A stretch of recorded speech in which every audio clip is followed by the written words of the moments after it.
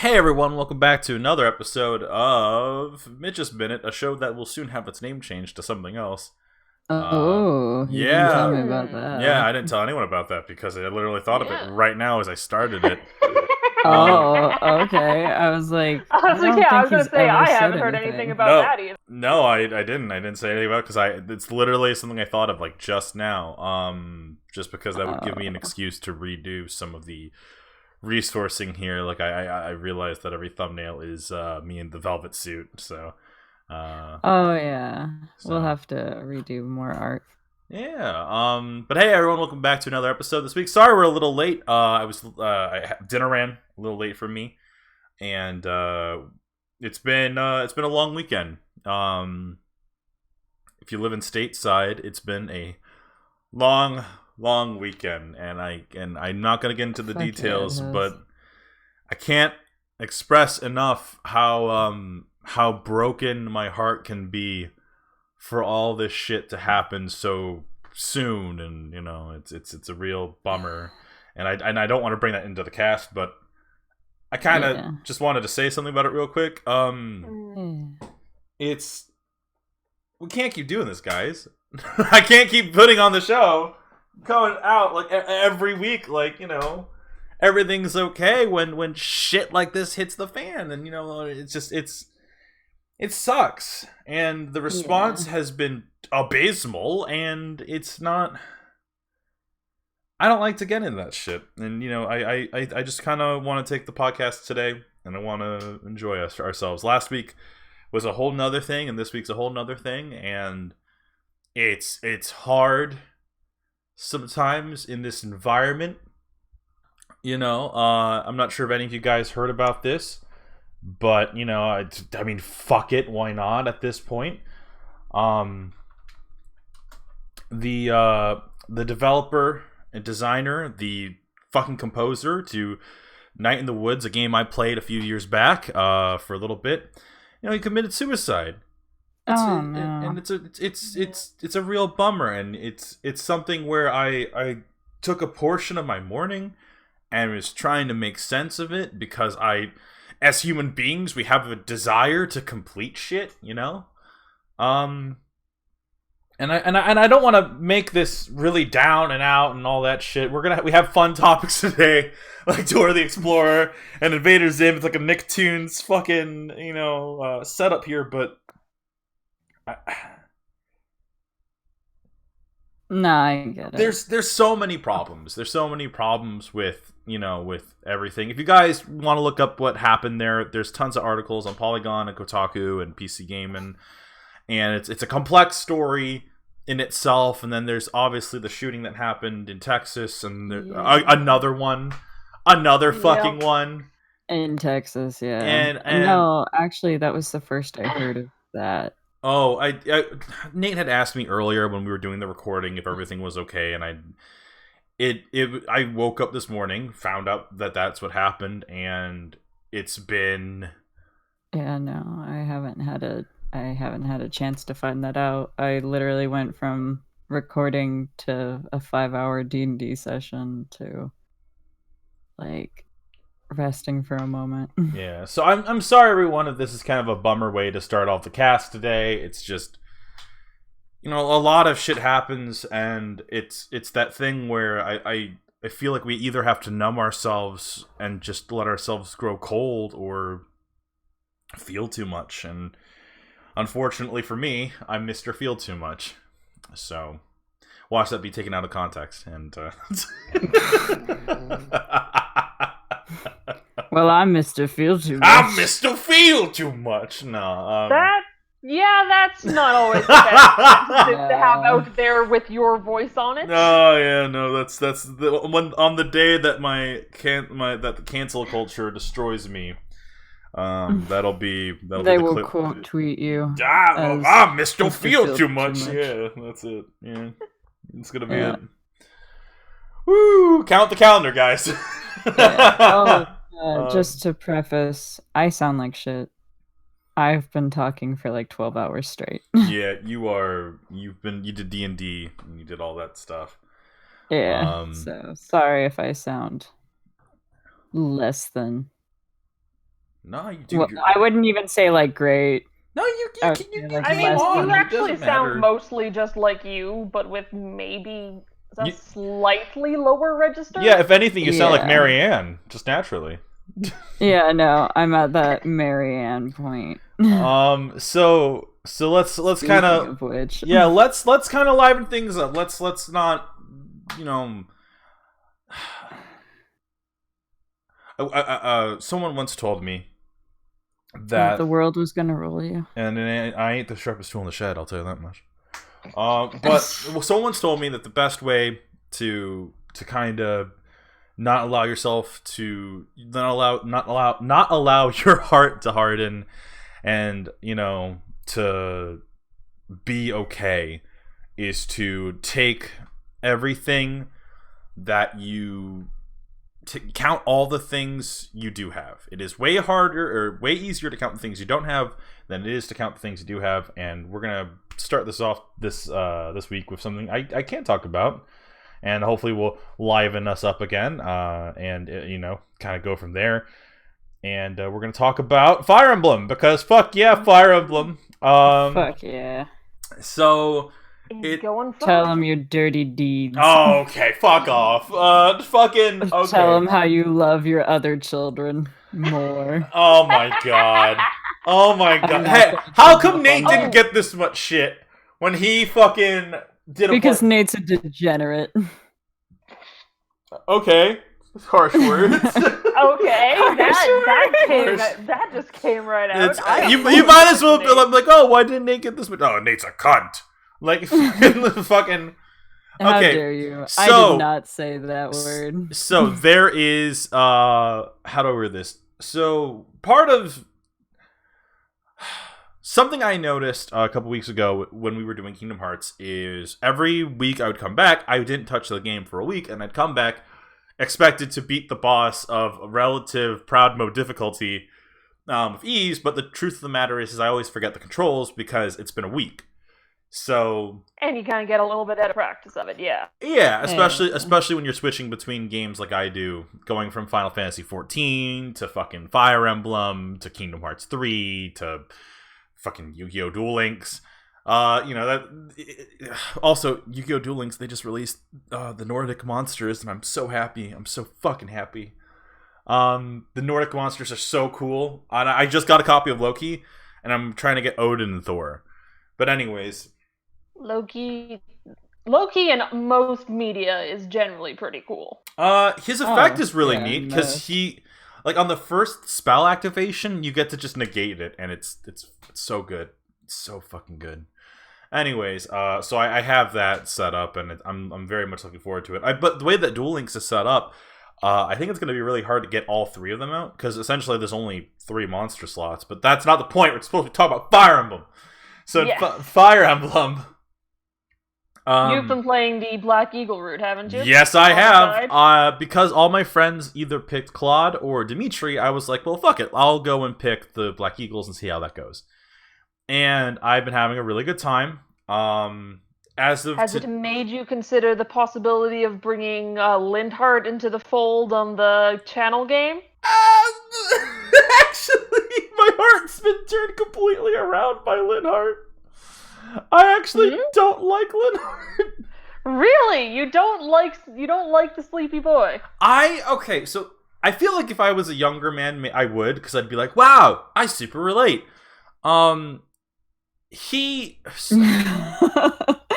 shit. I just noticed that in the comments they like rip Nate. Okay, so I'm gonna word it like this. I really like all the Black Eagle kids. All the Black Eagle kids are they're rich kids, but they all have their problems, and they all have this really heavy responsibility on their shoulders, right? Yeah. One of my favorite Black Eagle kids is Caspar, because Caspar isn't the firstborn, he's the secondborn, meaning he's not going to inherit everything, and he works hard. He's like Rock Lee, he wants to work hard and kind of earn everything. Yeah. He's really good. But then, you run into Lindhart, and I get why people like Lindhart. 1, he's one of the gay options. 2, he's one of the, he's a cute anime boy. Oh, I like him because he's basically Shikamaru with green hair. That too. But that's the thing. That's the reason why I like it. But the reason why before I started the playthrough, it was requested that I go get Linhardt, and I'm like, oh yeah, sure, why not? He's a really good healer, really good. Yeah. It's But just you just don't like the reason why he's a really good healer. So I was trying to explain it to Nate and Amanda earlier, and it's like this. Everyone in the Black Eagles, like, they have, like, out of all of the kids, there's like 3 solid casters, right? You have Dorothea, you have I'm gonna fuck up his name. I was gonna say Hansel, but that's not his fucking name. Hansel. That's not his name. Gretel. There's Hansel. That's right. So you have 3 really good healers. You've got Edelgard's bodyguard, whose name escapes me right now. You have Linhardt, and then you have Dorothea. And those characters are really good and really solid. But Linhardt is one of those characters where, like I said, if I was younger, I think I would appreciate him more. But I'm older, and I don't know. I feel it's either overplayed or it's something where I just don't. It's not for me. So his whole gimmick is that he's super smart. He's so smart, though, if he just applied himself, he would be, he would have a really good position in the Empire. And maybe post time skip, because you can't. Everyone knows, guys. Everyone knows it's a time skip because it was spoiled literally day 1. For everyone involved. Yep. Yeah, if you even were like, oh, I wonder what all of the characters look like. You're like, oh, okay, I now know what all of them look like forever now.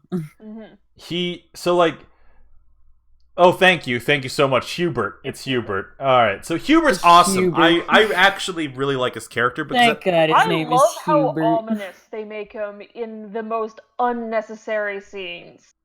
I love to make him so ominous. Hubert? Hubert is Edelgard's second, yeah? Yeah, okay, yeah. So they have an interesting relationship in which he takes care of her, but then but my favorite social link in the Black Eagles so far is him and Dorothea, because they talk, because Dorothea's like, oh, you have a crush on Adelhart, and he's like, no. I have ridiculous respect and admiration, and he almost he puts her on a pedestal, and it's but in the most enduring, best way possible, where he believes in her dream, and I think that's that kind of character, that kind of development can be really interesting and cool. But the point is that Linhardt is. In the time skip, if he's better, I'll be better, I will say he does have objectives that he is actually trying to achieve. He does, there are things he is trying to put effort into. There's just also a lot of things he couldn't give less of a fuck about. Yeah. And I find that, for me, is a very big, I feel like this dude probably has an attention deficit because I do, and that is how a lot of shit is for me. I can see that. So, I can definitely see that. I don't know. No, I super understand, and I think, like I said, I don't hate him. I just I find his character a little either overdone, or sometimes just because in some of the social links, for example, right? Because what I'll do is I build up all the social links and I just do them all at once. And what I notice is in every single one of his social links, it can get just a little grating, just because he can.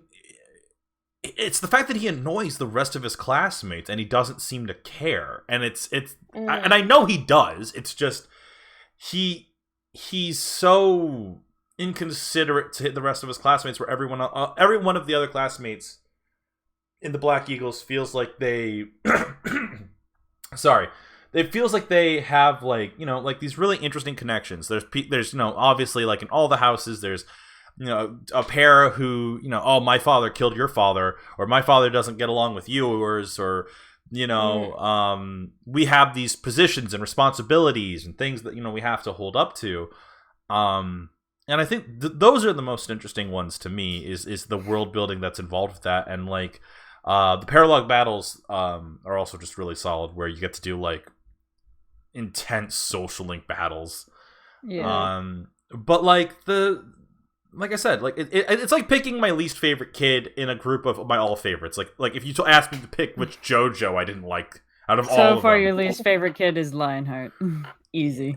Yeah, he's only, but like I said, if the time skip changes some stuff, like I'll feel a little bit better. But like one of the things I was joking with Nate about, if he actually tries, he's still a sleepy boy afterwards, but like, God he damn does it. have objectives that he's trying to you're do. never gonna love that child. Well, he's no, he's just also chronically tired. So That's just a thing. I'll use an example. I'll use an example of what happened, right? So I was playing the game to relax because, as you can guess from the first 5-10 minutes of this cast today, the world is a shitty place sometimes, and you just need to decompress and de-stress, and Yeah. But I was playing the game, and I'm like, oh wow, like he had like physic really goes like super far and stuff, and like Marianne has that too. And it never occurred to me that like maybe it's just a spell that everyone can just obtain. When I saw that he had that ability, I'm like, oh, because he doesn't want to move anywhere. He just learned how to do very far away heals, so he can just sit in his chair and just relax. And that's all. That's how I imagine him. Is like he's in a lazy boy, like with little wheels, and someone has to push him around so that he can do his far. I would say that he's not actually lazy. He just has objectives that don't run in tandem with everybody else's. Oh, I'm not saying he's lazy. I'm just saying that he doesn't want to put that much effort into the combat part of his life because that doesn't interest him. Yeah. So I just think that it's when I see how like everyone else does it, it's like, oh, you care about your friends. For him, I never get that sense of like, do you care about your friends? I don't know. He does. I don't fucking believe you. When you get to hear a bit more about his backstory and shit, he does care about people. Yeah. He just expresses it in a not very typical way. Okay, well, I mean, like I said, I got through all the C's. Right now, I'm trying to work my way through the B's. But yeah, Fire Emblem is so good. Like every week I come and talk about Fire Emblem. Honestly, it might be my game of the year. It's definitely. I feel like so far, between Mitch and Nate, I feel like the one parent who's like, "Look, I still love the middle child. Please stop." Claude and those guys are still super solid. Do not get it twisted. I just spent more time with the Empire kids. I know. I just enjoy giving you shit. That's also fair. What do you mean? Have you made him? Insane Oddball wants to know if you've made Lindhart kill anybody, because apparently he gets PTSD if you do. Uh-oh. Oh, really? Really? According to Oddball.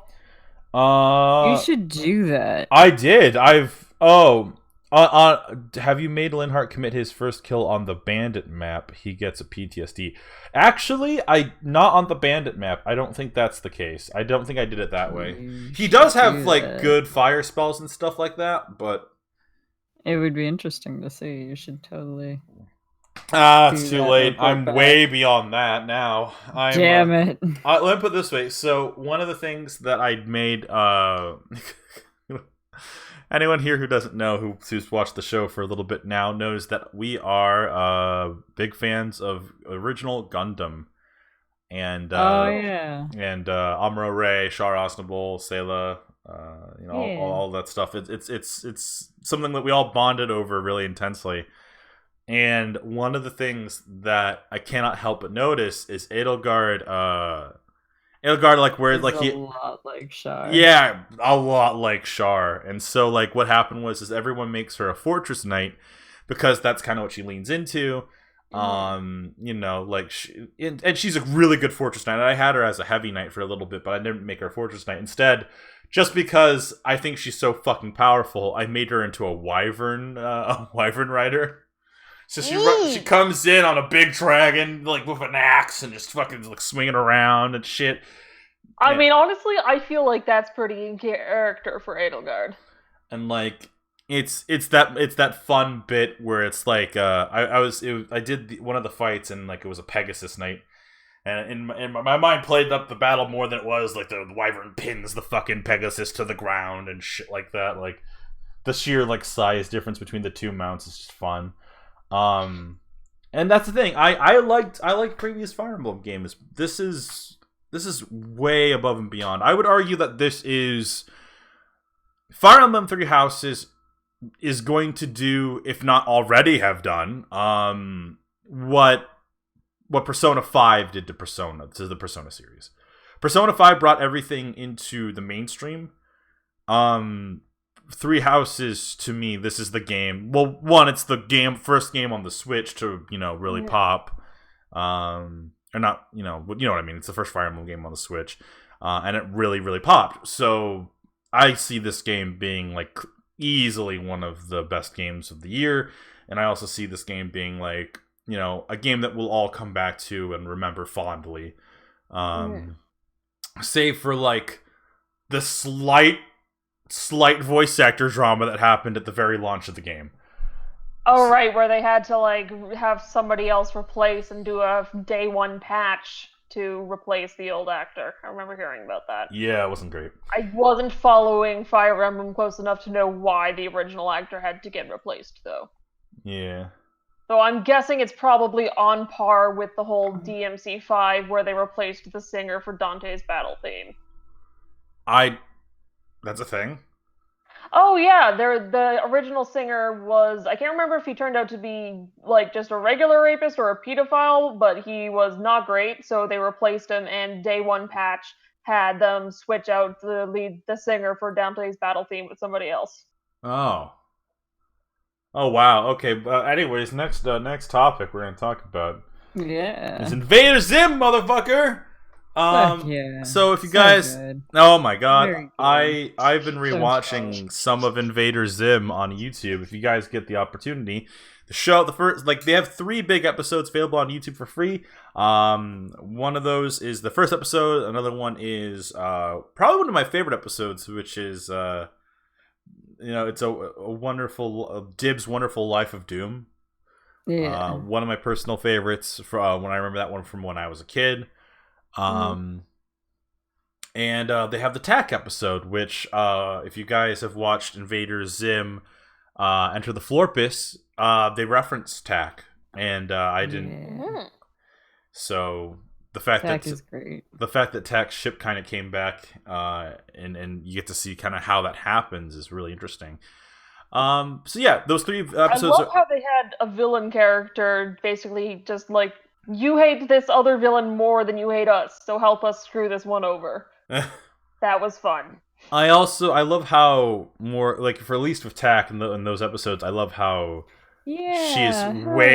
she's way more competent than Zim ever was. Mm-hmm. Someone says that they loved Gurr.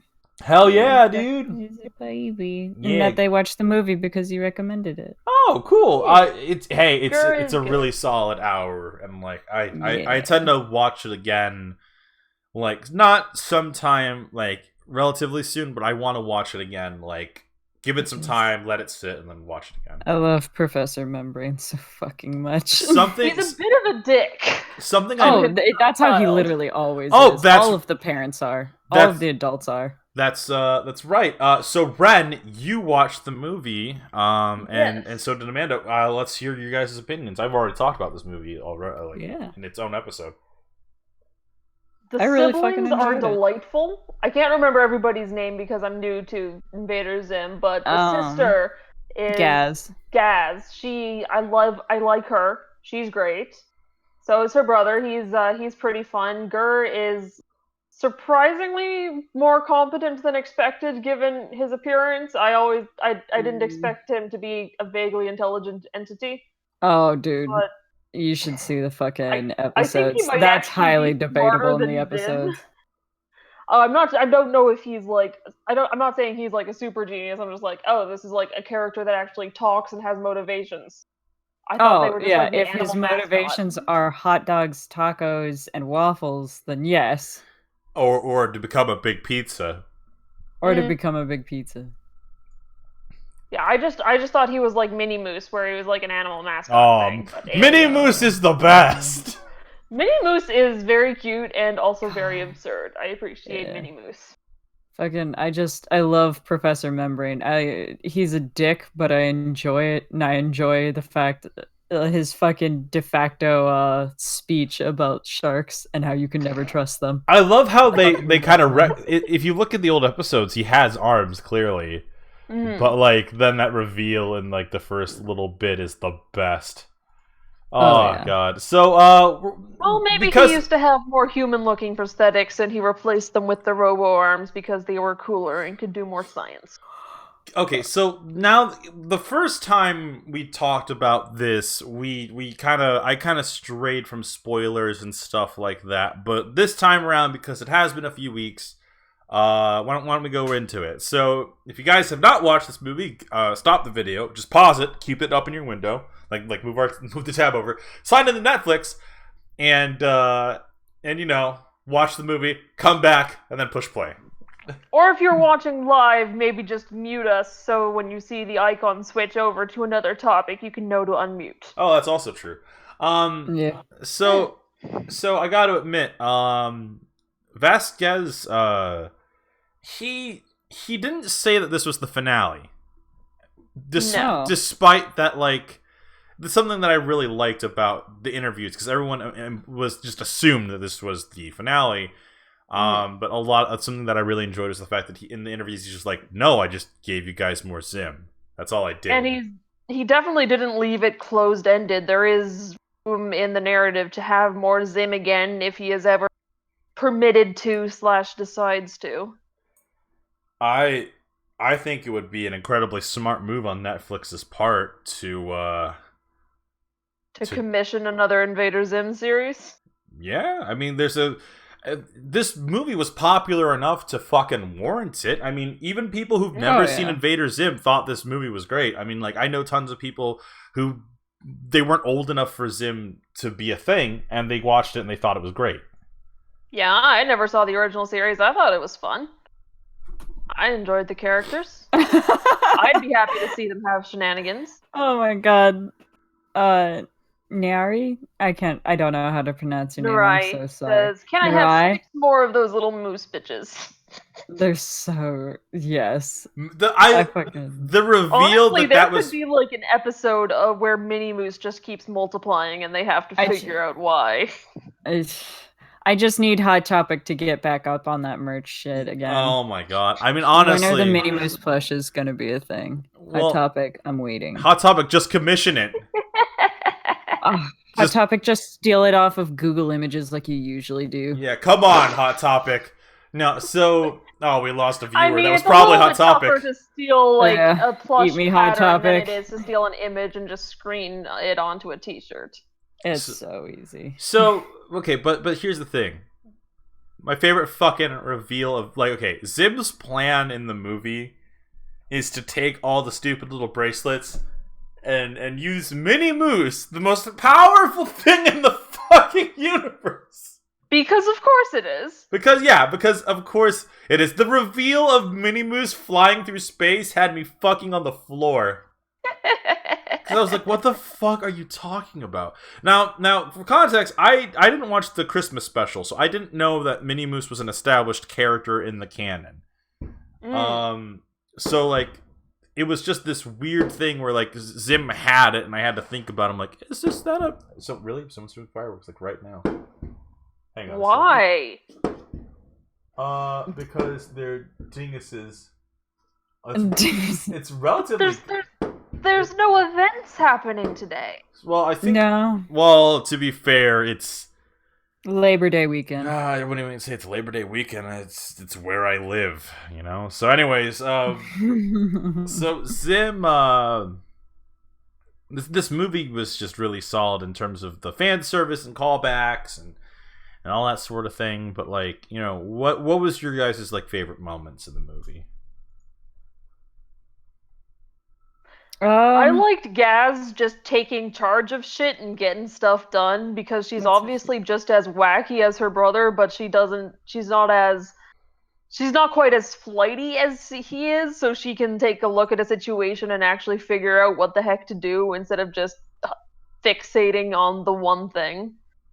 um, She was there fun. were there were a couple of scenes. I know everybody's probably already seen it, but the one where fucking Dib confronts Zim after he's been gone for so long and he's just in his fucking computer chair still, and his hair like hits the floor, and he's I like, also "I've been really, monitoring you like your entire yeah. life for months."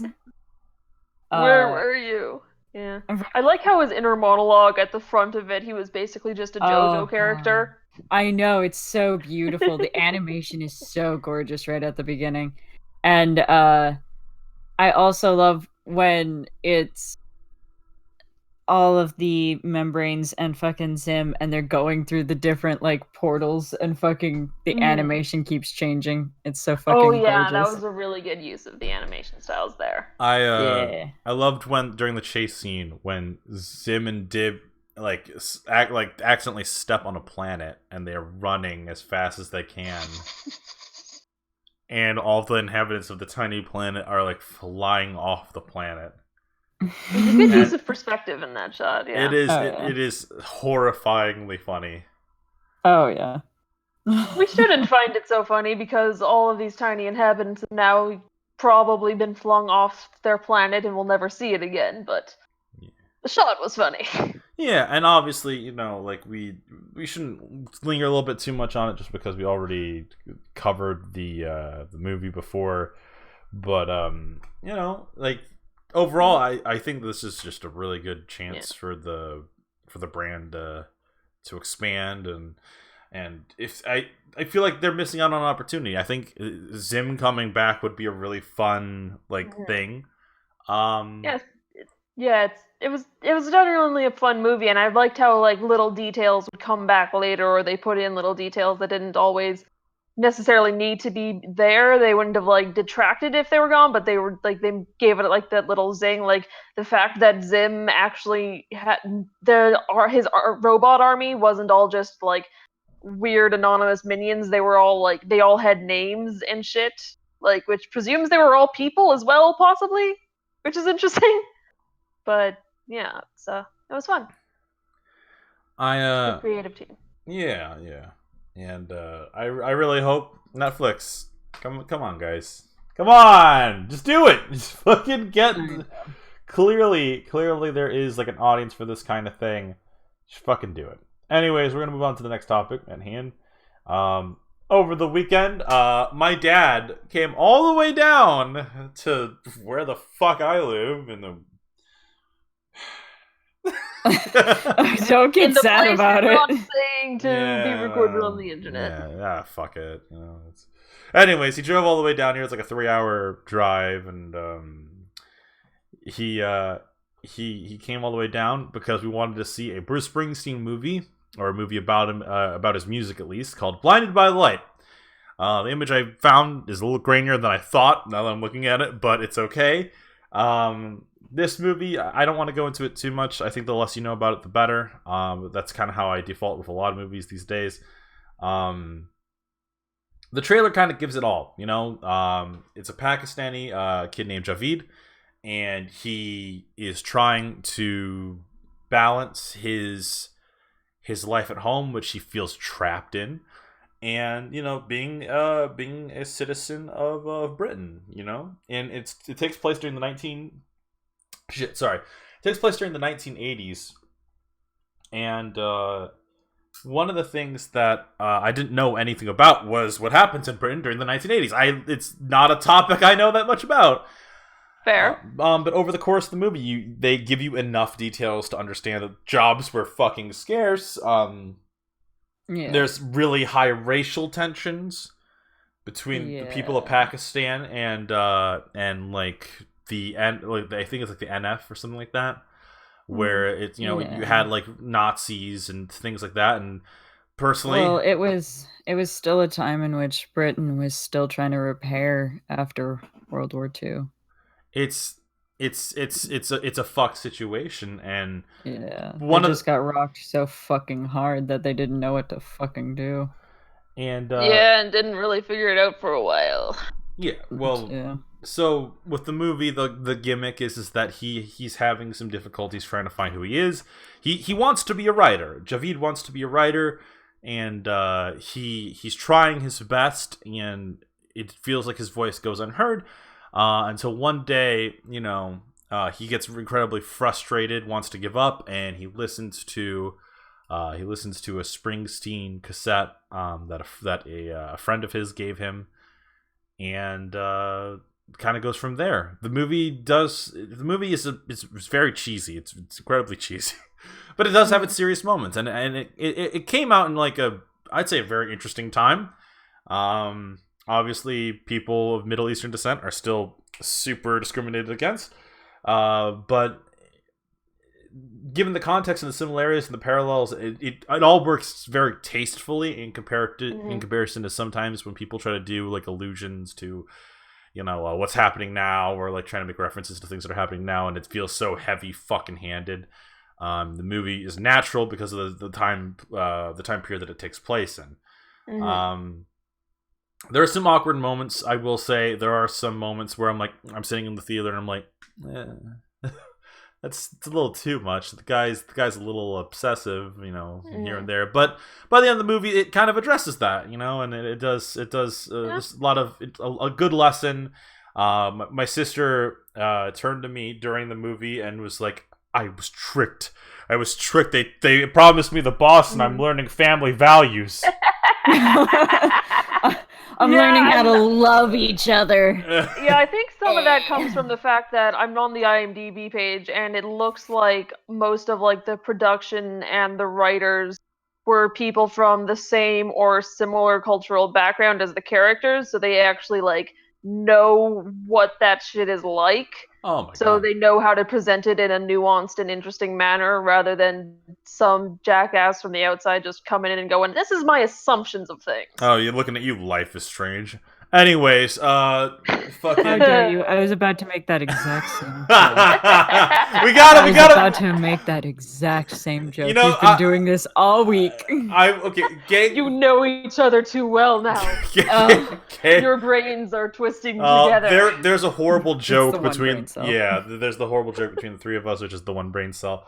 But actually, I was talking to Gangmudo about it. She can't play Life is Strange 2. She just can't find the inspiration for it. So I thought it'd be fun for all of us to kind of sit down and be like, "Fuck it, let's just go through it. Let's just all of us power through it, and we'll take care of the son, our boy, and it'll be okay." But that being said, though, I know I said the less you know, the better. Then I went to go on and talk about it like a dipshit.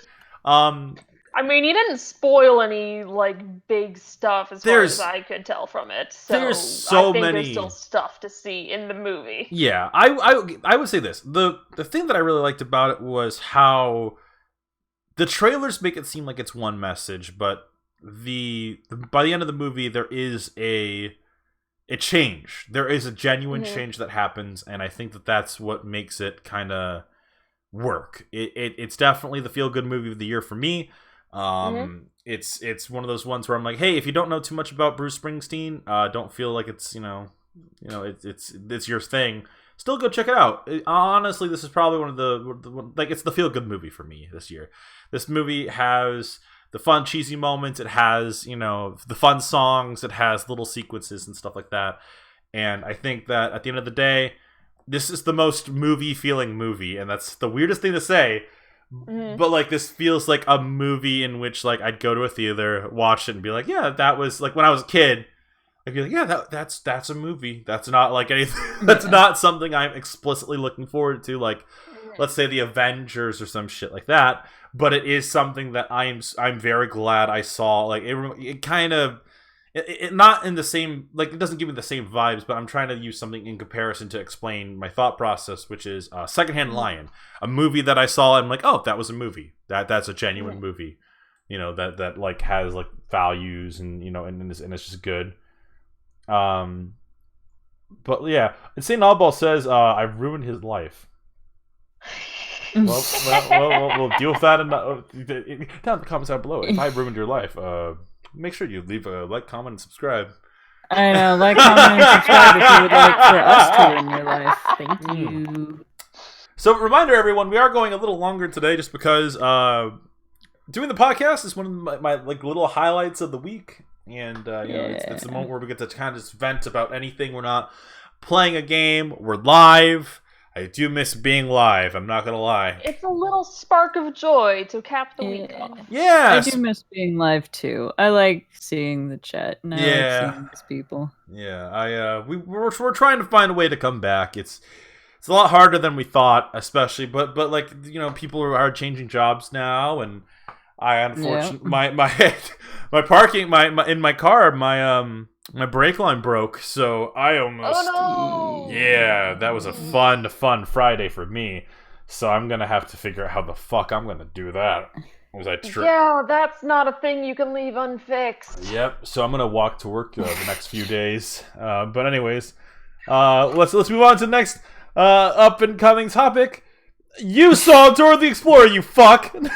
Yes, I did, and it was fun.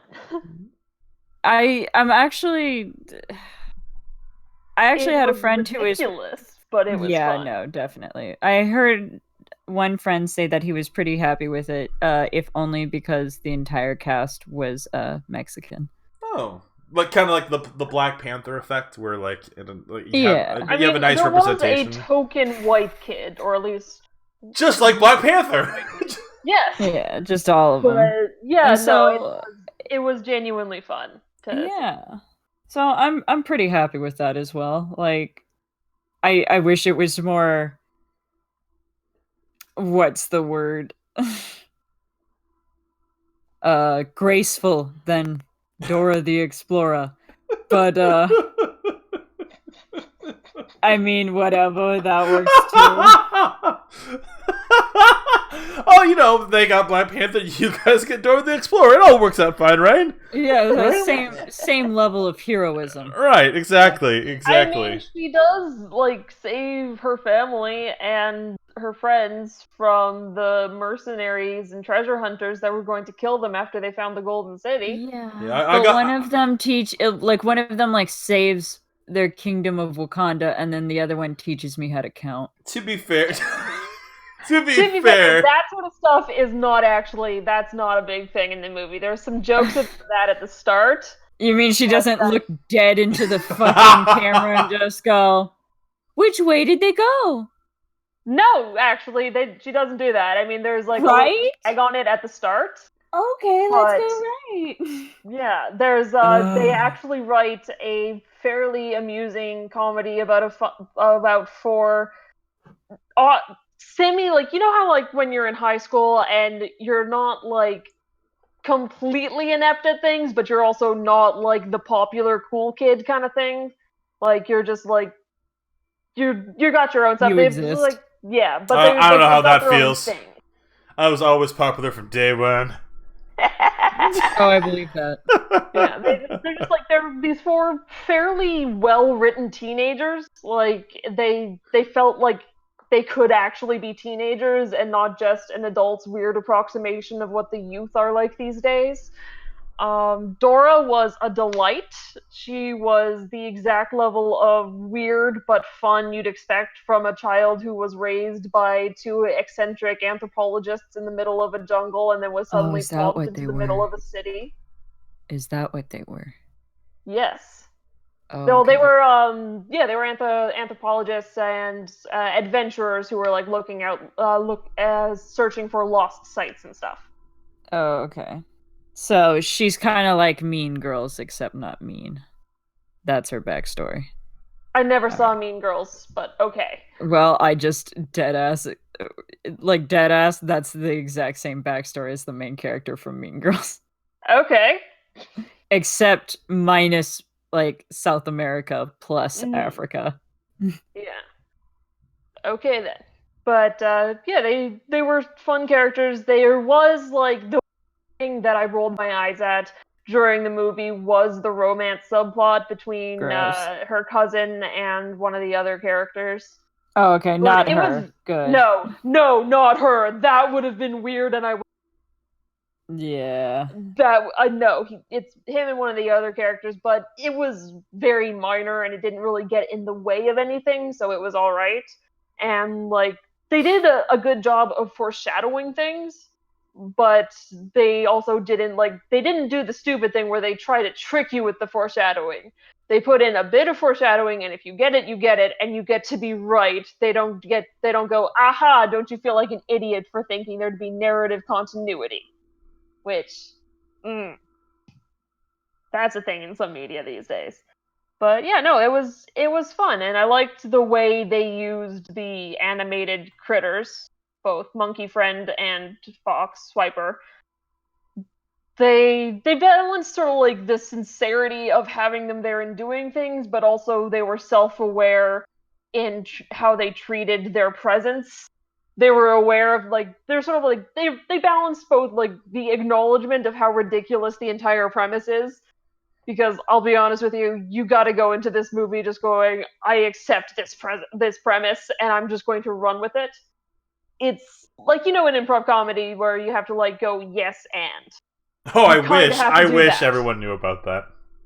Yeah, you kind of have to do that a little bit with your brain going in.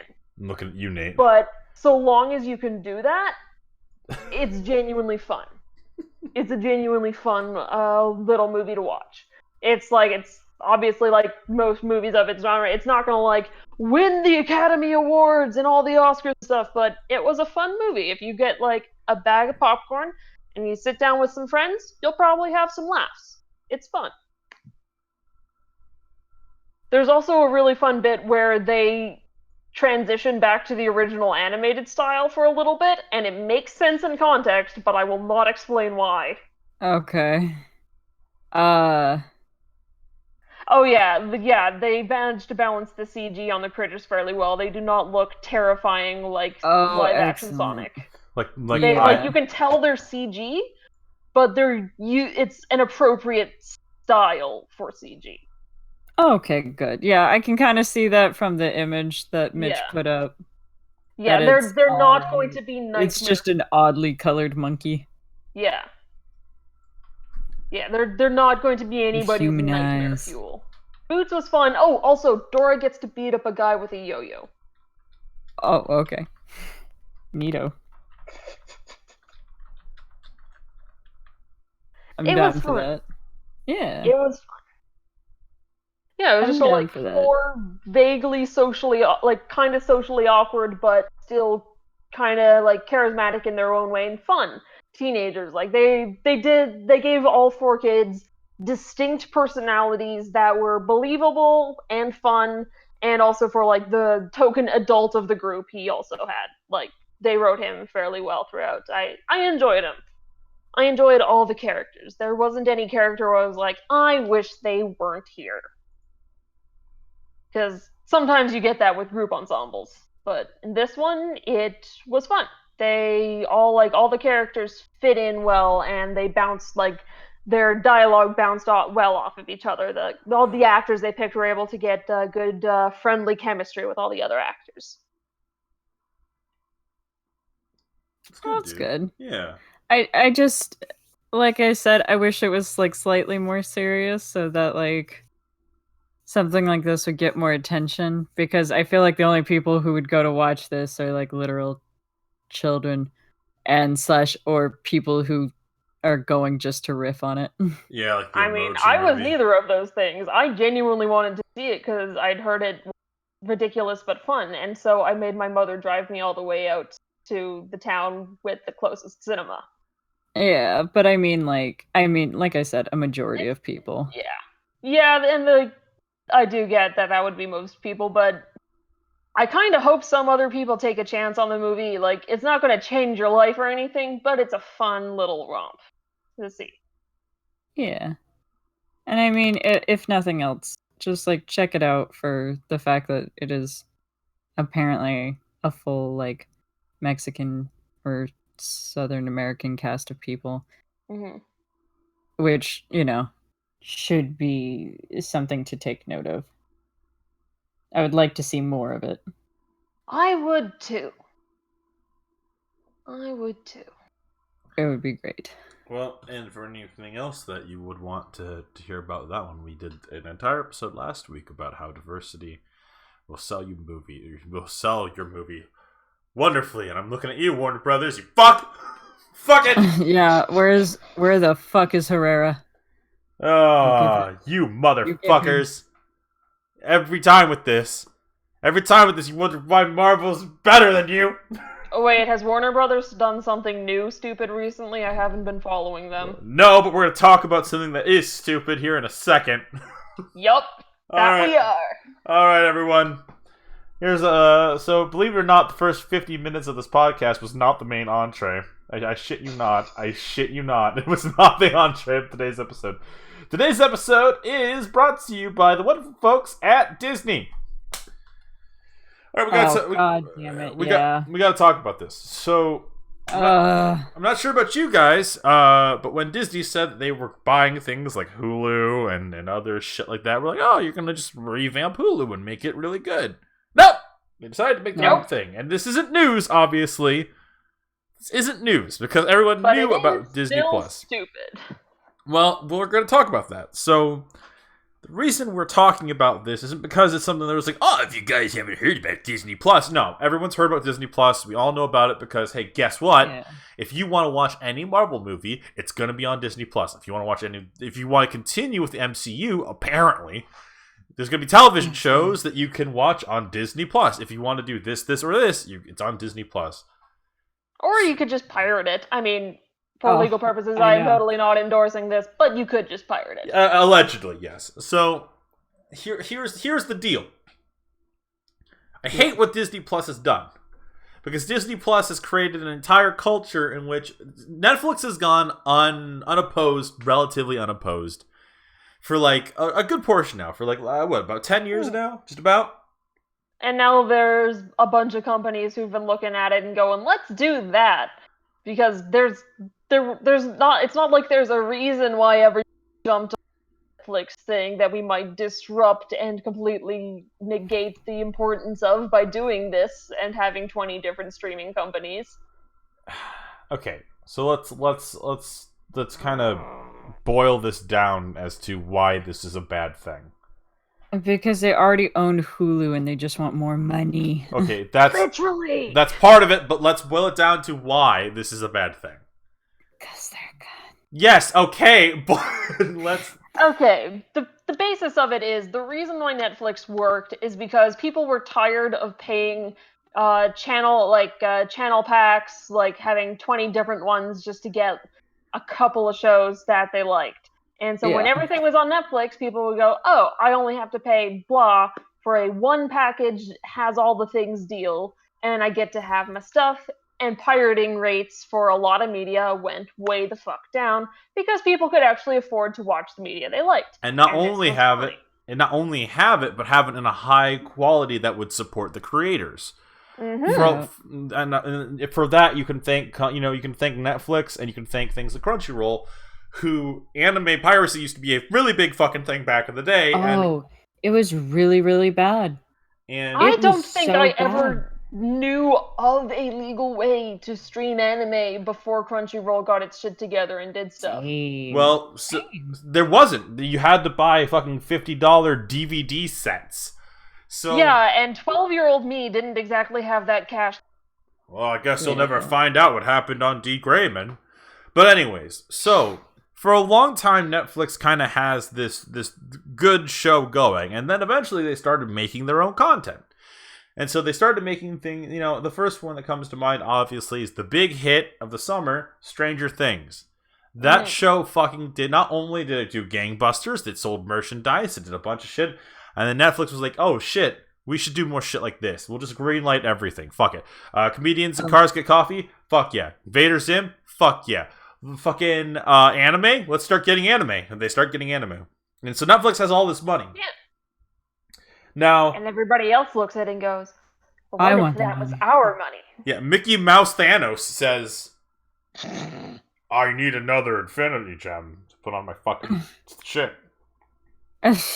Everything must have a balance. Perfectly balanced as all things should be. And it's just fucking like, so we're gonna Disney's in my shit fucking list right now. Besides the whole thing last week about how I want someone to directly compete against Marvel. Everyone flipped their shit about Spider-Man, and I know it sucks, but I really want you to think about what that deal is. Sony made a move to preserve their own, like, flow, because Disney can't own every fucking thing. Yes, I'm gonna miss Spider-Man in the MCU. Of course I fucking am. But I also understand why Sony did it. Because, let's look at Sony Pictures, huh? They got Angry Birds. and they had Life of Pets. Secret Life of Pets. I mean, they also have Into the Spider-Verse, which was a pretty solid movie. Yes, but it didn't do gangbusters at the box office, and that's what they care about. No, but I also didn't see it, like, advertised the way most of the MCU movies normally get. So I'm wondering how much of that is that it just wasn't popular on its own, or how much of it was they didn't bother promoting it, so nobody knew it was there to see. I don't think it's... Okay, so here's the deal. I think not to sidetrack onto why Spider-Verse didn't do so hot, but... I mean, I saw that as... Here in the States, we saw advertising for that, like, fucking everywhere. Oh, really? The thing that I think caused Into the Spider-Verse to kind of fall is the preconceived notion that, one... I mean, it's not part of the MCU, so why care? I mean, that's kind of a big thing right now with Marvel. And two, cartoons, for all intents and purposes, are viewed to be like a child's format. It's the reason why it's the age-old anime fans fucking argument, which is, you know, oh, well, this is made for kids. In fact, when I went to the movies yesterday, there was a advertisement for a Fathom event for Studio Trigger's Firefighter anime. They're showing in theaters, and my sister turns to me and she's like, oh, I bet you're going to go see that, huh? And I'm like, no, I'm not going to go see that in theaters. I would if I could, if I had the money. I didn't say that part. But obviously, you know, it's a point of, like, you know, kind of embarrassing when you're like into cartoons, quote unquote. And, you know, for a lot of people out there that aren't anime fans or aren't people who like animation or shit like that in general, they view it as the lesser art form, or as the... It's an art form designed to sell toys. It's an art form designed to, you know, I mean, I'm looking at you, Gundam. It's an art form. You motherfucker. Yeah, you good motherfucker. Beautiful operatic motherfucker. No, you know, most of it. It's something where Into the Spider-Verse, it's not about the advertising. It's about the social conception of what cartoons can be, of what animation specifically can be. And it's because Disney has this big grasp on the concept of it, because they're the big one who throws cartoons into the fucking theaters most of the time. Them and DreamWorks. You're not going to get a super complex thing. You know, you're not going to get a super complex, like, story or anything like that, unless you're counting Titan AE or something like that. But, like, even then, like, I say that, but I can't remember any details about it because that didn't do Hot 1, and I haven't seen it in years. But the point is that, like, Disney in itself is such a huge fucking conglomerate that, like, at the end of the day, like, it makes this big pool. So Disney says, hey, I'm gonna cancel all of my fucking Netflix shows. Cancel Punisher, Daredevil, fucking Jessica Jones, Luke Cage, those were still Iron Fist. Doing good. People still liked those for the most part. Cancel all those shows, and what I'm gonna do is I'm gonna make my own TV shows. I'm gonna make Moon Knight. I'm gonna make Loki. I'm gonna make Miss Marvel, which I'm interested to see how it does as a television show. Are we getting a Kamala Khan show? Yes. So. Oh no. Enticed. No, not necessarily. That it's not necessarily enticing me to actually give Disney my money. It's just like, yay, Kamala's having actual recognition. I hope they do it well and not horrendously, like I fear Disney will. Well, Kamala Khan is one of those characters where, like, I want to see her more than Brie Larson. Oh, that's a topic for another day. Fucking let's. The point is that Disney makes this big fucking move, right? They say, hey, we're going to make our own streaming service. And guess what, Star Wars fans, Marvel fans, National Geographic fans? We're going to have all of our shit. Yeah, because the National Geographic is now being restricted to that. Why? So we're getting into it. So Disney says, hey, I'm going to take all of my shit. I'm going to, and I'm going to make my own streaming service. And Hulu's like, but you bought us. And Disney's like, yeah, I know. So sucks to be you anyways. NBC then decides, hey, people have Netflix accounts and watch The Office just on repeat all the time. So let's take the rights back from Netflix. Let's let the rights expire so that we can make our own streaming service, NBC Unlimited or some shit. Yep. Because I can think of all the amazing NBC shows I super care about. Not a single fucking one comes to mind. I don't actually know what NBC does. Neither do I. I'm gonna Google it. Yeah, okay, see if you pick up one. So then fucking all these cable networks are like, well, HBO, hey, we have our own HBO show. We normally package it with Hulu for $15 fucking dollars. But hey, why don't we just make our own extra thing that's hard to navigate and shit, and we'll just revamp that, and we'll start pooling shit. Actually, I did hear that Game of Thrones and some of the HBO shows are going to Netflix, which is a good move on Netflix's part. But the thing is that it's going to be like the whole reason we're doing this in the first place. Soon it's going to be everyone has a streaming service that you can buy for $15, which might as well be cable at that point. It's just cable where you get to pick whatever the fuck you want. Now, whatever platform has Son of Zorn, I will still support that platform because Son of Zorn. But the fucking... At the end of the day, this feels a little ridiculous, doesn't it? Like, I think back to CISO. Right. Mm-hmm. So CISO was a video platform in which Harmon Quest, a show that I really really enjoy, was on for a little bit, and it was a short-lived streaming service, and it really didn't have a lot of shows, but some of the shows that they did have were like really good gems, you know, and so those gems lived on in different services like Verve and Netflix and some other stuff, but like for the most part, like CISO was a short-lived little experiment. You have College Dropout, right? Where Dropout is College Humor's whole thing, where they have their own service. We're like, what was it, $2 maybe? $5, and they have like some shows and stuff like that they're trying to do, and they're trying to do their own thing. It reminds me a lot of this. It reminds me a lot of like, there's too many people thinking that their dicks are just the biggest, and they're swinging it around thinking that like, oh well, you'll come for this, right? You'll come for The Office.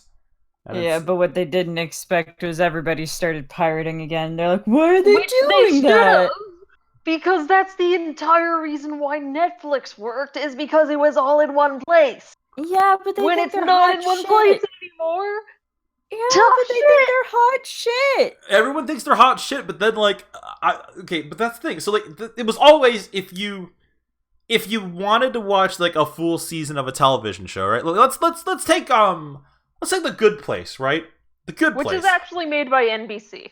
Okay, well there you go. NBC has The Good Place. It also has Killjoys, which I've only recently watched a bit of, but seems to be decent, and it has a couple other things. I think it has AP Bio, the Kardashians, and a bunch of other nonsense. I think NBC has AP Bio, which is another show I really enjoyed. But the point is that okay? So let's say you wanted to watch The Good Place, right?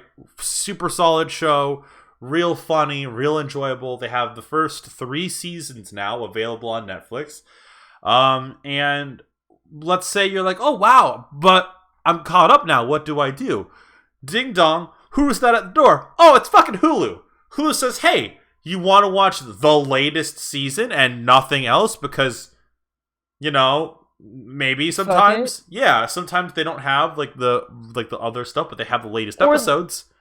Yeah, and it's always like the latest 3 episodes for some of those shows, and it's like, why? Why am I not allowed to watch further back? Well, I think that's because NBC has their own streaming service that you can go to. Right, of course it does. Yeah, so you have. Of course it does. Yeah, so what it does is it lingers. Like it's like, all right, you have 3 days to watch this video before I send it to NBC.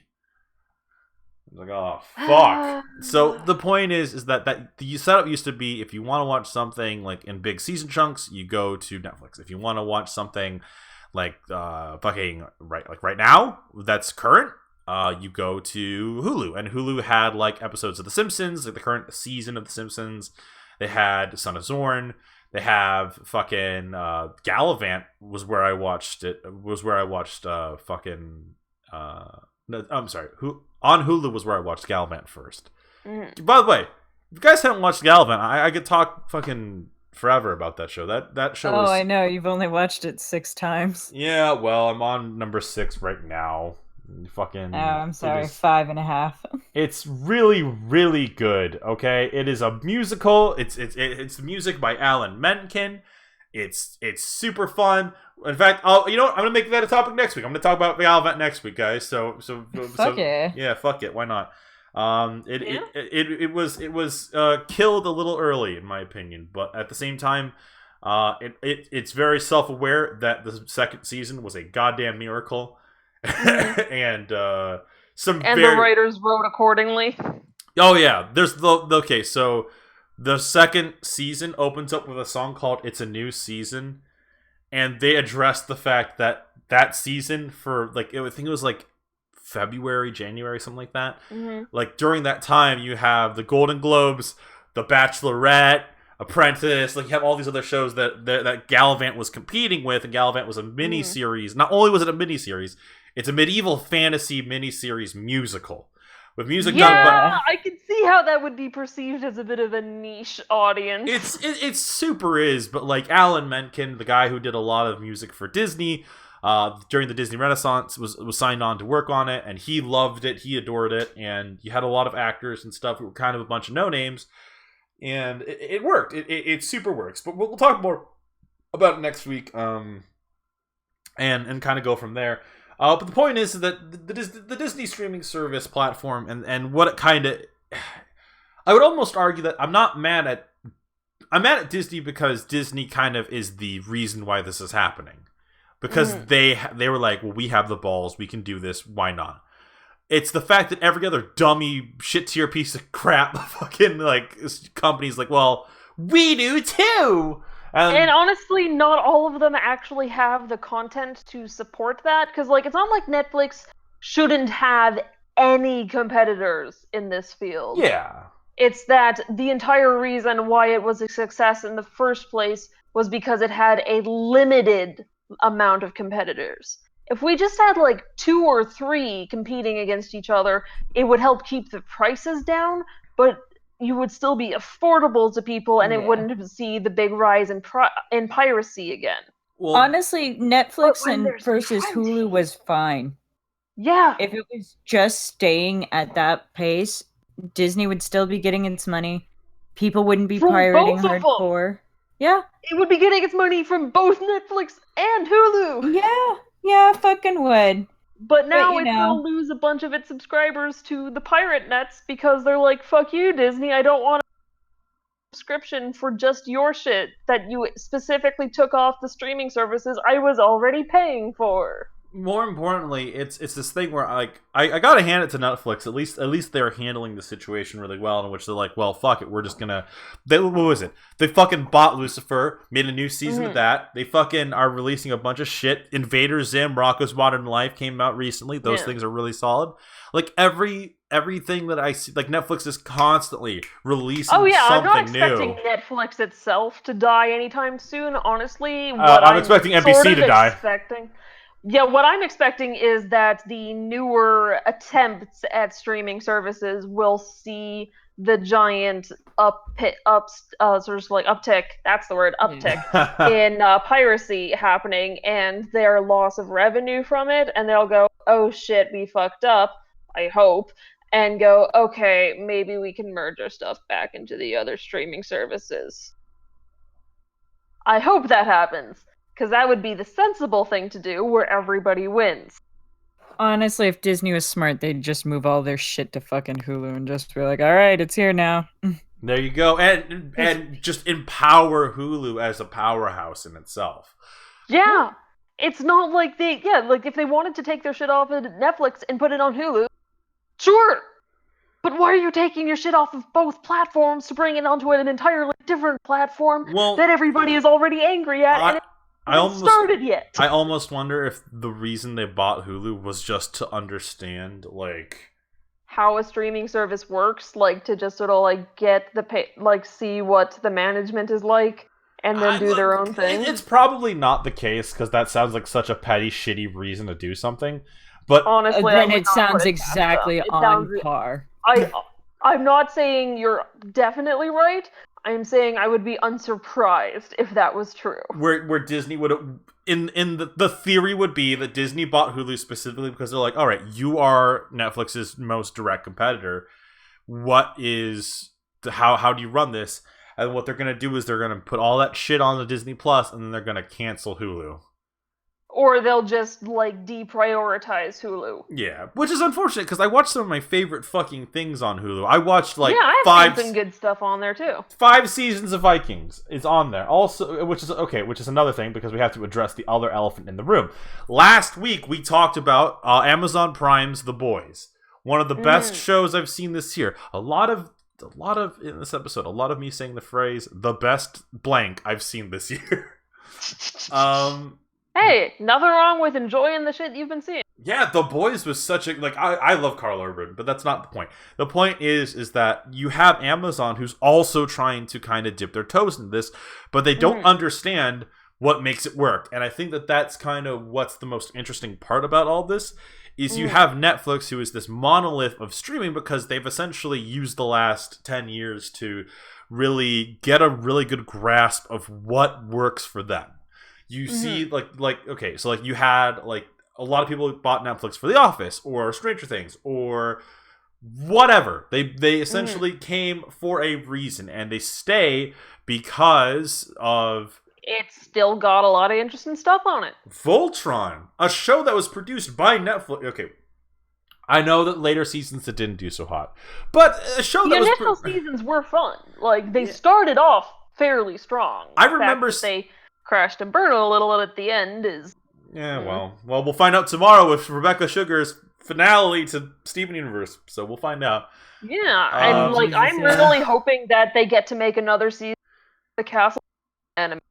Oh, the Castlevania. Well, yeah, they got approved for another season of the Castlevania anime. I need to watch the Castlevania anime. I've only watched like 3. It's fun. I watched like 3 episodes, and the only reason we haven't gone forward is because we can't find a day for everyone to sit together and watch the goddamn show, and that is literally the only reason. Well, once you do it, you will probably enjoy the heck out of it. The 3 protagonists that they have are really interesting, and in season 2, when you get to see more of the other side, you get to see more of, like, Dracula's generals and stuff. Still, all great, distinct personality types that play off of each other really well, both in, like, cooperative and antagonistic ways, depending on which character dynamics you're looking at. They got some interesting characters in there. They're pretty fun, and the animation, and especially with Sypha's magic, lovely. And it has so many good shows, like, so many good movies, and I think the thing that makes Netflix work at the end of the day, in comparison to Disney Plus, which, by the way, hasn't even launched yet. This is just the well of trouble has literally come from just the idea that it's coming out. Yeah, and there's people, like, they have a whole, like, sale to get people to pre-subscribe to it. You know what the worst part is? I'm gonna do it.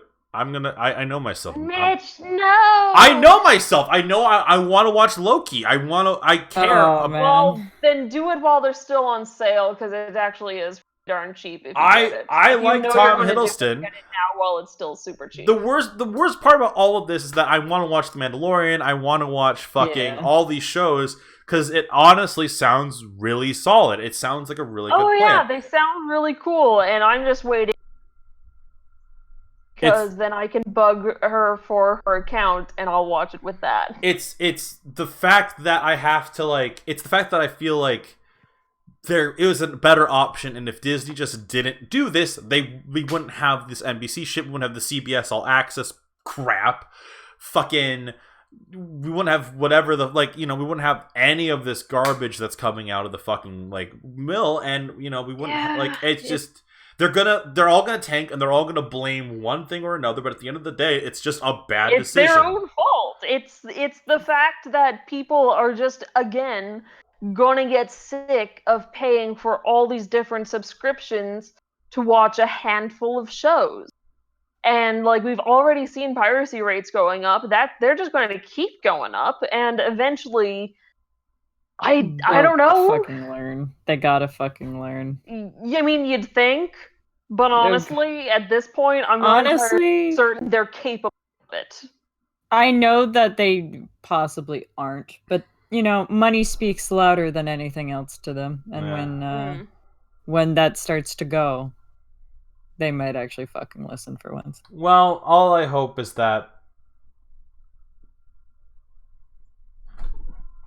Oh fuck! I'm so sorry. Fucking you trailed off there. Yeah, no, I couldn't breathe for a second there. Oof. Oh shit! You okay? Yeah, no, I'm okay. It's just it was just a weird air bubble. But it was a longer than usual air bubble. Anyways. Okay. So anyways, the whole point of all this is that I'm bitching and moaning about Disney Plus, but at the end of the day, the mouse has its hand in your wallet. Unfortunately, he does. It knows where your heart lies. The mouse has his fucking hand in my wallet because he knows that I was a fan of Star Wars. He knows that I was a fan of Star Wars when I was a kid. I want to know if the Mandalorian, because it's Jon Favreau, and there's some part of me that has faith in it. And the thing is I'm gonna get the subscription, or at least the trial, when the Mandalorian comes out. I'll watch the Mandalorian. And unless I hear something else about any of those, WandaVision or anything like that, WandaVision has me interested. Because WandaVision sounds like it's going to be something very vastly different. It's supposed to be a sitcom. And that's what's that's what's interesting me, is the fact that it's so I feel different. like it's either going to be very well done comedy, or going to be a total flop. I don't expect it to be anywhere in between. I feel like it's either going to be great or it's going to be terrible, and we're just going to have to find out which. It's going to be iCarly level of funny. I want it to be something surreal, where it's every episode is you have it's like an episode of Cheers or something, but it's with Vision and Scarlet Witch, and then there's weird moments in the episode where you see I want it to be surreal horror, where it's you're watching the episode and then there's just a scary looking monster man in the background, but no one's paying attention to it. And every time the camera cuts back, he's gone, and then he comes back and he's just closer. That's what I want. I want surreal horror, but that's because I love surreal horror. Basically, you want Night Vale horror comedy. I want something fun. I want fucking the people of Marvel to be hey, you know what? We made a shit ton of money. We made billions of dollars. Let's just hand off these projects to people who are artist directors. A director's directors, a storyteller. Fucking people with interesting ideas. Yeah, let's say competent. People competent with is the word. Actually interesting ideas, and yes. I still can't believe Endgame sometimes. I sit here and I think about Endgame. Why? And I still can't believe. Why did they do it? It's not everything doesn't work. It's just the Thanos bit, I always go back to Thanos. That's not the Thanos. They completely buggered up his entire character concept. It's so weird that someone who made the They best didn't fucking... even give him a good motivation. I'm gonna destroy the He's whole past 5 universe. And it's like, are you fucking... He's like, I'm going to destroy half of the population of everything because we're overpopulated and we're running out of resources. But except we aren't. It's just capitalism hoards resources for the wealthy. It doesn't... But also, he apparently destroyed all of, like, the half of the animals and shit, too, so... Well, no. We Pretty don't... logic there. That's Brian Johnson... Not Brian Johnson. That's the fucking... As the fucking director is just saying in the post, oh yeah, totally, all the animals and dogs and shit died. That wasn't explained in the movie, so it doesn't exist in my fucking mind. I would be. I don't give a shit. Do you know how fucking sad I would be if everybody in my family lived and then all of a sudden my dog is just gone? You motherfucker. Thanos, you bitch, give me my dog back. I hate John Wick versus Thanos. They added that shit to be like, oh yeah, Thanos just did it. They tried to be edgy and it didn't work. No, it didn't fucking work. Fucking, I hate people who do that. Dogs back, you bitch. They thought they had interesting social commentary. Oh yeah, so did J.K. Rowling. Fucking J.K. Rowling did the same fucking thing, which is just, I had gay characters, you just didn't know it, or I didn't tell you about them. That's not even the worst of her fucking retcon crimes. Taking a dump. Voldemort's snake thing was actually just this Asian lady who slowly was cursed to turn into a snake and was thereafter his slave for the rest of her life and got her head chopped off. That's not even worse. That's not even the worst. The worst is the fact that fucking wizards don't use the fucking toilets. Yeah, they just shit in the middle of the floor and magicked it away. I hate. But then why is this? But then what's with the girl's bathroom that Myrtle is haunting? Why? It's actually a plot point. They're civilized now. It used to be the shitter room, where the women's shitter room, where they just bend down and it's just all of it would go everywhere, and then they're like, nah. And then she slipped and fell and broke her neck in the shitter room, and that's why she haunts it to this day. Look, J.K. Rowling has enough fucking money in the world to be as high as she wants for as long as she wants, and if that's what she's up to, good for her. As far as but does she need to spread the nonsense to the rest of us? Yes. As long as you ignore everything she says, it's fine. All I'm getting at the end of the day is all this shit with fucking Thanos and all that crap. It was just like I do not understand how those directors made one of the best fucking Marvel movies of all goddamn time, and arguably the not so great sequel to that movie. Like I have some. After letting it sit for a while, I've noticed some things that I wasn't too keen on with Endgame, beyond Thanos and that not sitting that well with me. But beyond that, we're not going to talk about it right now. We're gonna Clint went off to be a serial killer for and then he comes back and nobody has anything to say about this. I mean, he was a vigilante Batman character. Yeah, except he killed people, and that was a direct issue with the Avengers. Okay, he was Punisher. He was shitty Ninja Punisher. Yeah, why they didn't want Punisher or Ghost Rider in the Avengers. Or Deadpool. You fucking kill people, and we don't want you. Oh, but Clint's fine. Hey, Clint. Hey, Clint, how are you doing? You're chill. Oh, that wasn't me. That was Ronan. Ronan did all that. Oh my god. Yo, you mean the bad guy from Guardians of the Galaxy? No, that's Ronin. I'm Ronin. Not Ronan, Ronin. Ronan! I wish Deadpool had been in the movie, because Deadpool versus Thanos and Lady Death in between the two of them that would have been more interesting. No. I think the Lady Death aspect ruins the MCU Thanos. The Lady Death is when she would ruin MCU Thanos. She works with comics Thanos. Yeah, and comics Thanos is legitimately fucking, I'm going to kill everyone to appease this woman who friend-zoned me forever. And it's just fucking fuck that. That's dumb. That was written by someone who I don't. mean, you say that like there aren't real humans who have pulled shit like that. I'm not saying that, like, fucking no one's ever done that before. There's tons of fuckboys that exist now. I'm just saying that the idea that this all-powerful fucking dude is hot for someone who won't reciprocate and fucking does these big grand gestures to try to get, like, I don't know why, but for some reason it's just so... Ugh, like I don't want to see that story. Like I hear about it. I live it. I'm not saying that's the story they needed to bring to the screen. They could have had a different villain. Like Thanos, that was what Thanos for was in the Endgame, comic. yeah. They could have just, used a different villain instead of rewriting the one that already existed to the point that he's not actually recognizable outside of being a wrinkly grape man.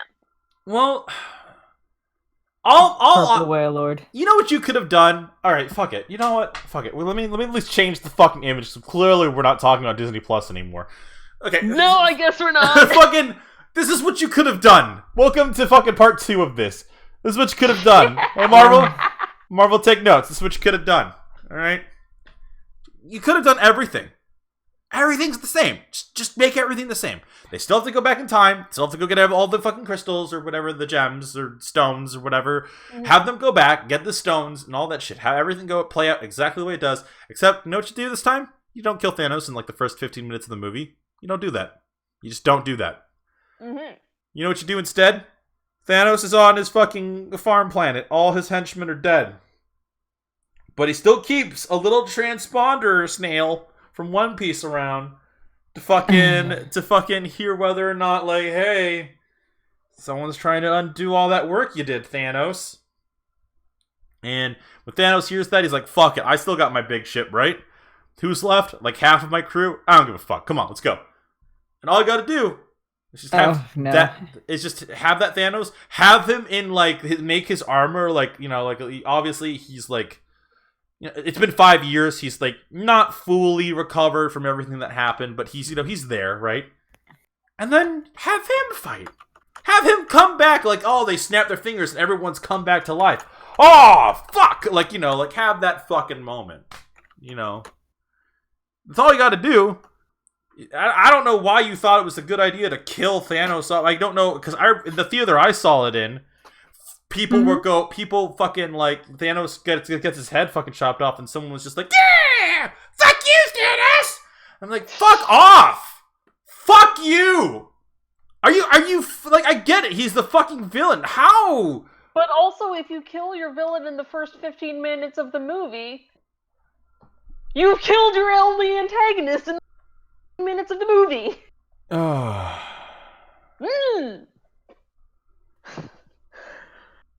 Like, that's all you gotta do. That's all you gotta do. You know what you do? You know what you could have done, Endgame? You could have fucking gave everyone their fucking... I'm having this exact problem in Kingdom Hearts 3 right now. Okay? Yeah. I thought we were gonna save it, Mitch. We are saving it. I'm just talking about one very tiny, itty-bitty specific thing that they never do in Kingdom Hearts games. Alright? So Square Enix and Kingdom and like fucking Kingdom Hearts, it's supposed to be this fucking thing between Disney and Square that's supposed to be like this like whole thing where it's like, oh yeah, Disney adventures and stuff. And we're if you've been following the Kingdom Hearts playthrough, for one, God bless your soul, but two, we're gonna talk about this because next episode that you guys are getting is a fucking Let's Watch where me and Amanda and Sora had to fucking sit in a room for like an hour watching a goddamn movie that meant nothing. It meant nothing. You really only needed to look at pages. Maybe. Oh, it's so bad. Anyways, the thing with we could have gotten like a couple of pictures and been like, oh, that's in that game. So all you gotta do is in Kingdom Hearts just have this moment, the Portals moment. You have the Portals moment. You have the moment where Sora takes the Keyblade up. He's like, fuck you, Xehanort.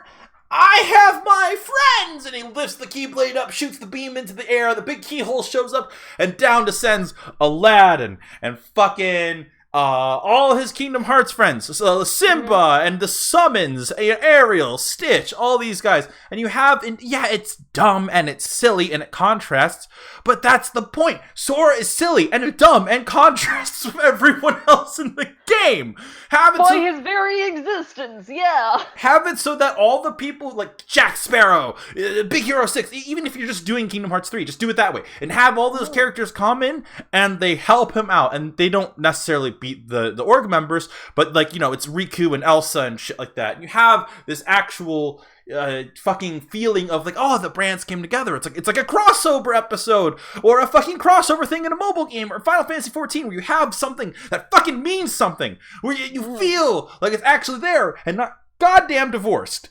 And we're gonna get into that when we beat Kingdom Hearts 3, which should be this Thursday.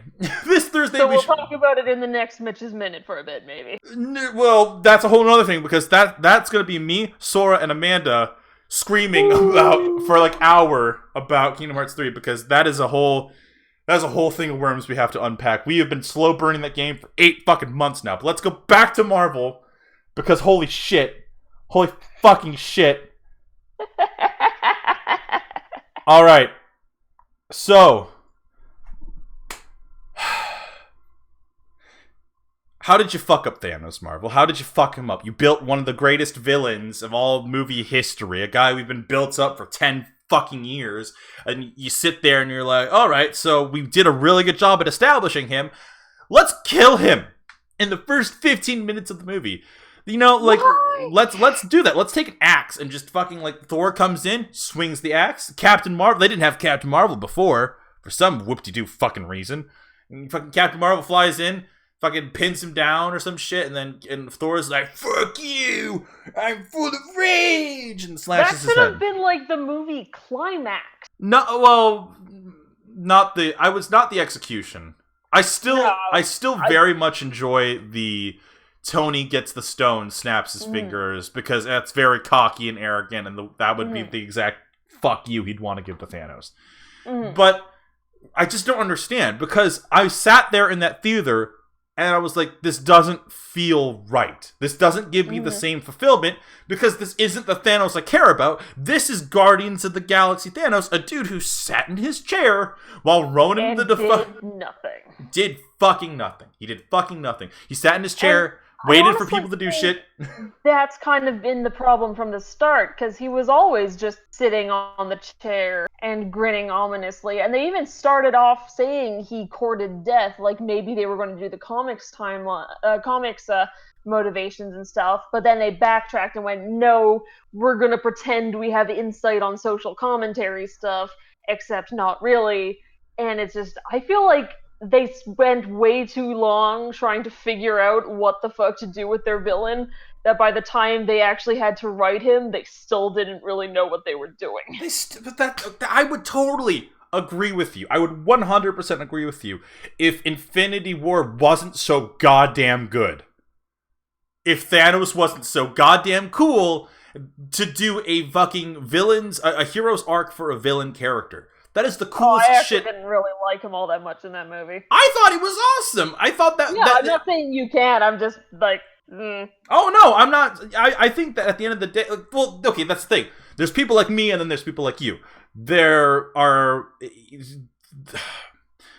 I'm not saying that one is better than the other. It's just varying opinions. But I thought it was, for a studio that was fucking told for years, like, oh, the hero's formula is getting old, to then apply the hero's formula to a villain and have him go through that shit and have him go through the hero's journey to get to get all the stones, become ultra powerful, and to fulfill his goal.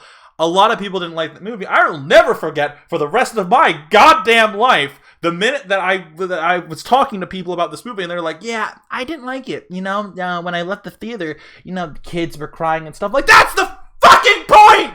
Yeah, I'm not saying, like, they didn't do any interesting things in it. I'm just saying I wasn't as thrilled on the execution as I think some other people like you are. Interesting ideas, and honestly, Oh, okay, Ren. Let me ask you. If you had to do Infinity War over, what would you do? I'm not being sarcastic or shitty. I want to know. In my mind, Infinity War is it has its flaws, mind you, But in terms of the pacing, in terms of the story, in terms of the writing, in terms of like how you humanize this character who has been presented. I think they did the best job they could with the decisions they had made to do it. My thing with Infinity War is it's like I wasn't invested in what they were doing, and so I couldn't maintain my interest in the villain and in several of the characters, and that didn't work for me on that front. So if you were like to answer the question, what would I do different for Infinity War, is I would make a movie that wasn't Infinity War. That's what I would do. I would avoid Infinity War. I would just make a different movie. That's my answer to that. And I'm not saying, like again, bad movie. It's just not a movie for me. The things that they did with it, they did have some interesting ideas, and I'm like, so a lot of the cinematography, pretty good, and like, they did have some interesting dialogue and stuff like that, but overall, it didn't cohese in a way that I got invested in the characters or in what was happening on both sides of the equation. And so it didn't click for me the way it did for you and for a lot of other people who really liked the movie. I mean, okay, so it just didn't. So how about that this? Doesn't make it a bad movie. It's just not a good movie for me. Okay, so how about this? Why don't we kind of step away from Infinity War, because that's not the reason why we got on this tangent to begin with. We were talking about Endgame, right? Yeah. So if we were to do Endgame over again, and I said my 2 cents. My 2 cents is you just gotta keep Thanos, like the original Thanos, as the villain, because he's the one that for me, I grew attached to him. I saw his plight. I understood where he was coming from. Assuming you're coming into this movie invested from the original one, to kill off your main investment in the... Well, okay, so what if we did something where... And this is just spitballing, right? This is... Okay, let's pretend we were hired by Marvel to, like, everyone, either loved or hated Infinity War. And it's up to you guys to write the sequel. What would all of you change? What is the things that you would change? For me, it would be keeping Thanos as the main villain, and I would remove the time travel aspect and instead just make it so that it's about forging new Infinity Stones. That could be really interesting, or finding a way to get them off of him somehow. Like, if they could find a way that, like, maybe invent something that could temporarily nullify the energy field generated by the Infinity Stones and the Gauntlet, so it would deactivate for a bit to give them an opening to get it off of him, where he can't just snap anybody who attacks him out of existence or something like that. What if you did something where, like, well, you could do the nullifying aspect, but there's a really easy workaround, because Peter Quill is half god, right? Yep. And you could easily use that. You could also use the fact that Captain Marvel received a big chunk of her power from an explosion that was caused by an Infinity Stone, and so maybe shouldn't she be able to, like, resonate with them and she could resonate them, or maybe distance manipulation. He tries to do something, and she can sort of, like, just tweak it a little bit so that it doesn't,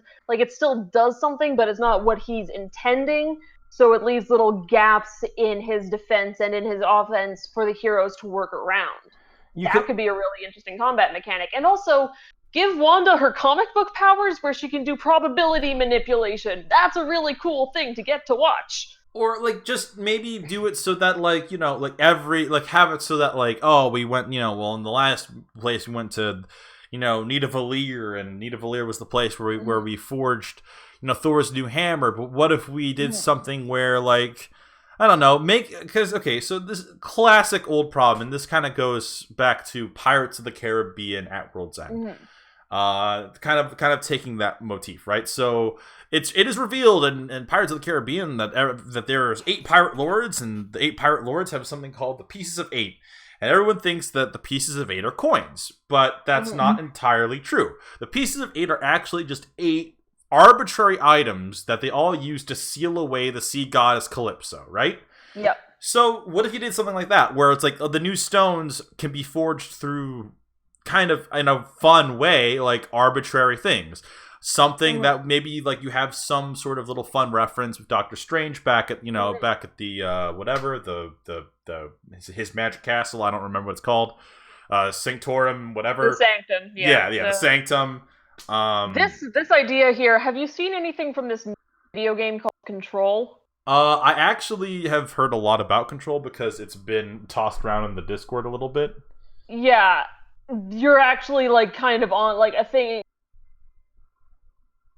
Like archetypal objects will eventually, like, with enough will and focus, they eventually like attract and gain power. Like they get called objects of power, and they can manipulate the environment around them in really interesting ways. Well, what if you did something fun, like make Endgame like this fucking fan service thing where it's, hey, did you follow all the Marvel movies? All right, well, here you go. So like it's like, oh, here are the remnants of Mjolnir, and we can condense them into the Power Stone. Yeah, these are the remnants of the first Iron Man suit.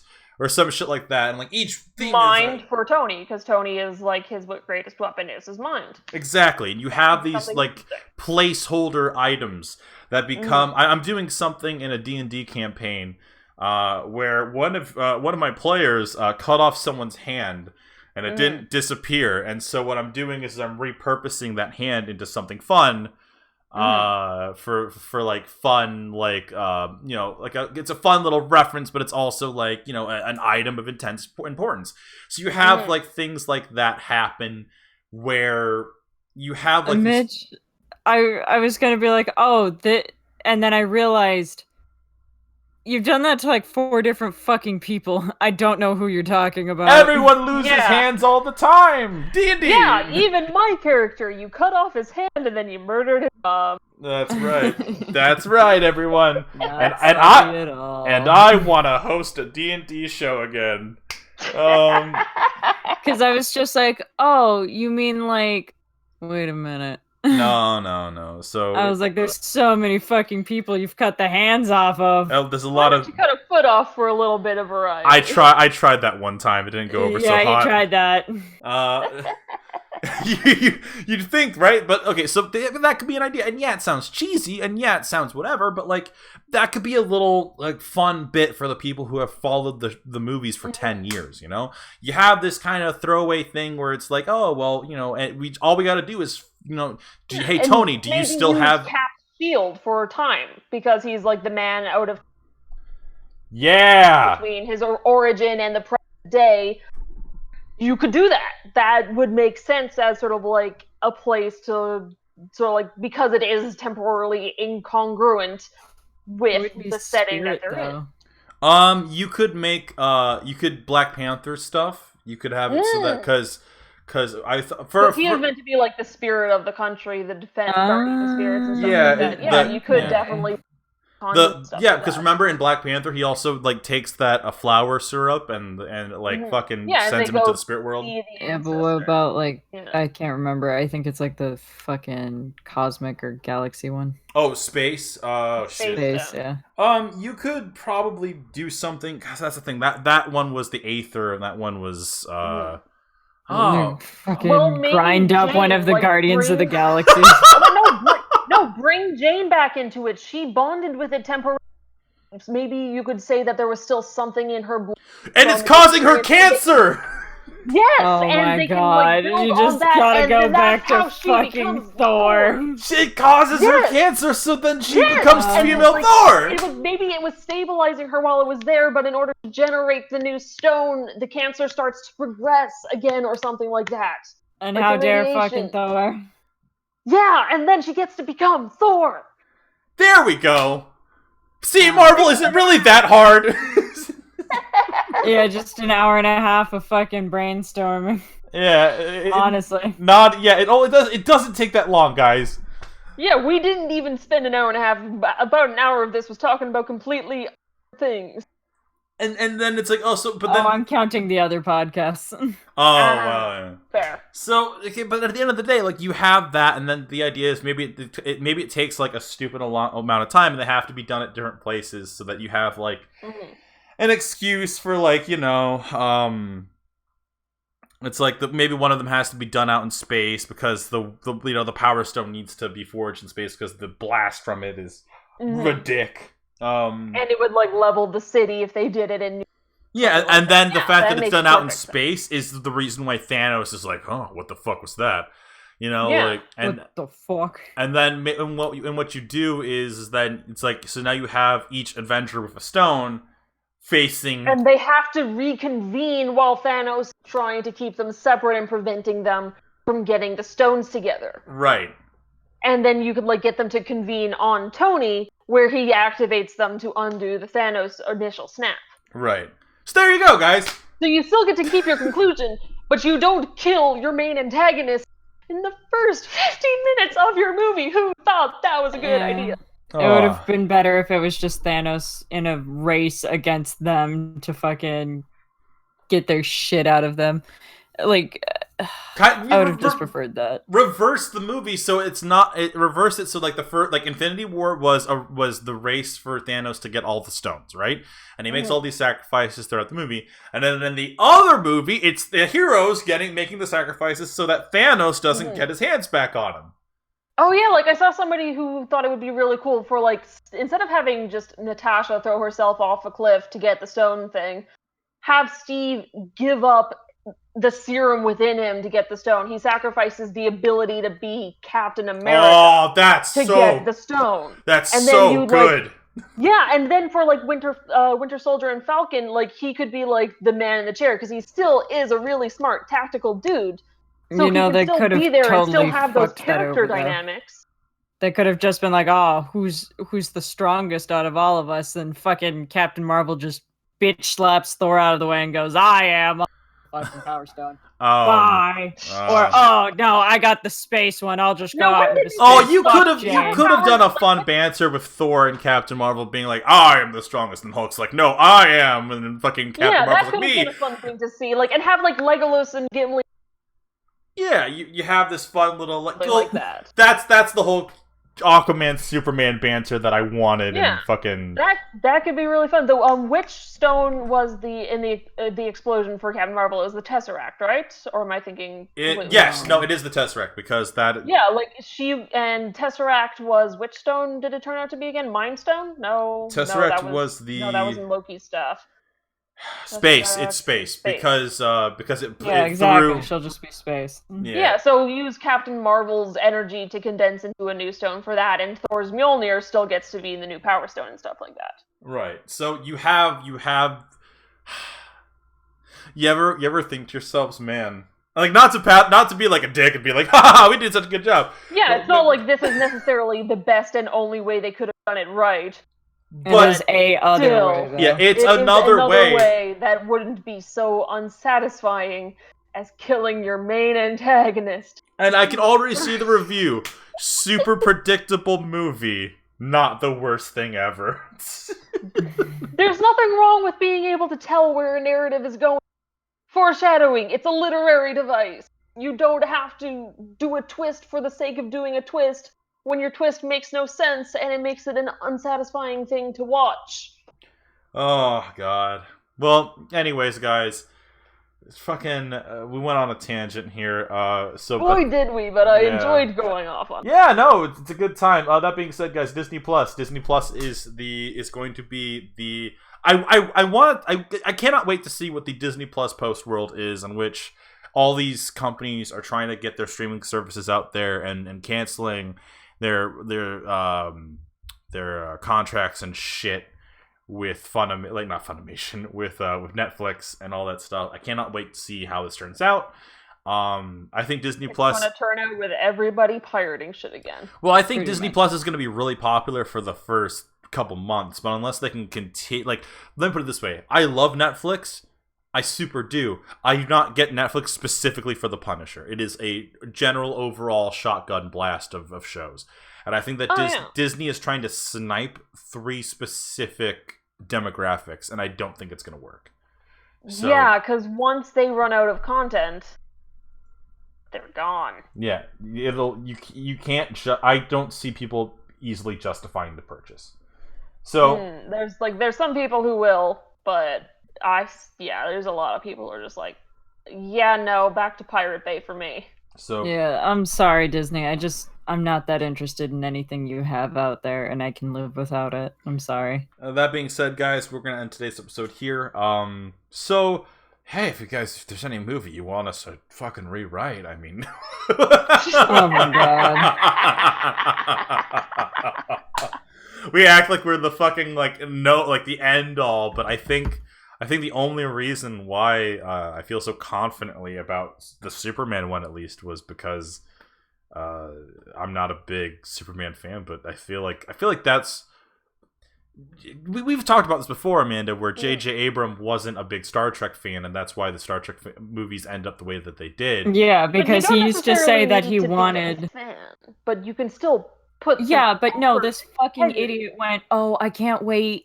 I really want to just like direct a Star Wars film because I know I could do it right." Fucking. We'll find it out in December, won't we?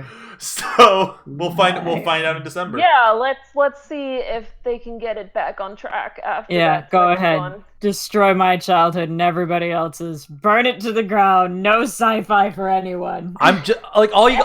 I don't know, man. You know what I want? I want the Netflix Marvel shows to have meant something.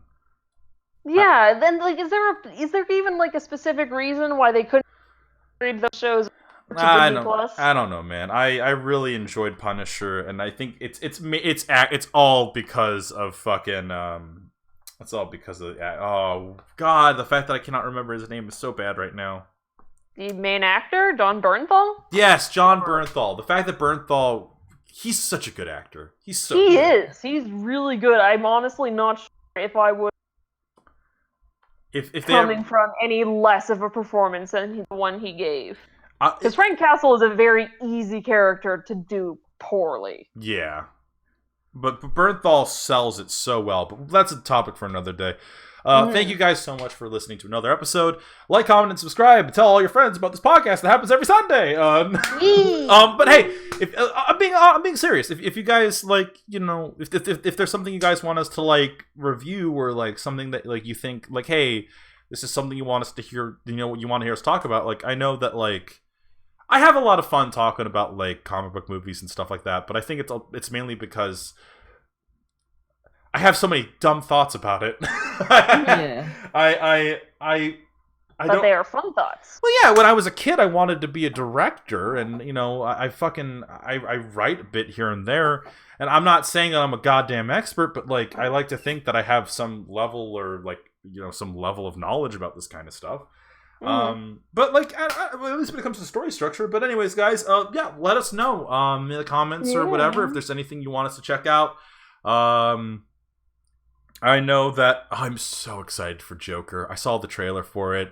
Really? Joaquin Phoenix looks like he's gonna knock it out of the park, and I'm so happy. Honestly, it looks to me like somebody actually tried to make a sincere Joker Oscar bait movie. I haven't heard a whole lot of good about it.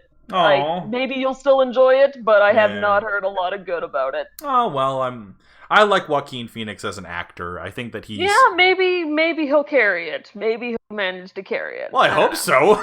The movie's called Joker. For your sake, I hope so. For your sake, I hope so. But yeah, so we'll talk about it next time, guys. Thank you so much for listening in, and get ready because this week's another full week of Fire Emblem and some Danganronpa. And did we record Danganronpa? Yeah, we recorded Danganronpa. We totally did. I lose track. Like we fucking did, unless that was all a fever dream.